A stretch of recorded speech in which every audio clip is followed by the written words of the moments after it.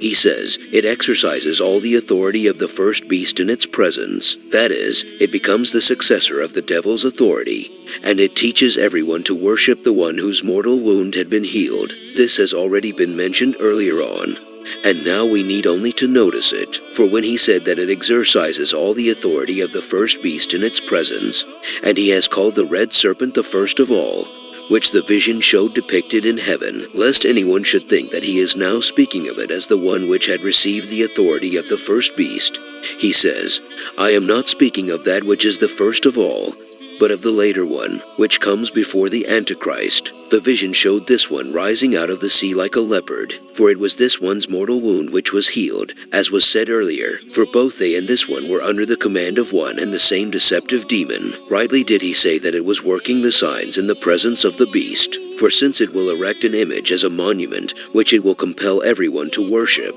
it will in truth consummate its signs by making the image a god, because it is in virtue of the image that it is able to do these things. He says, and its task was to give breath to the image, for they say that many of the images sweat and appear to speak by the work of the devil. He says, too, that the Antichrist gives the mark and seal of his own name, without which no one can either buy or sell. He says, this calls for wisdom, let him reckon the name of the beast, and by means of the reckoning let him find it. I will not say, he says, that this form of reckoning is strange or unusual, nor that it is named for concealment or double-mindedness, but it is a well-worn method of reckoning known to people, which calculates the number to be 666.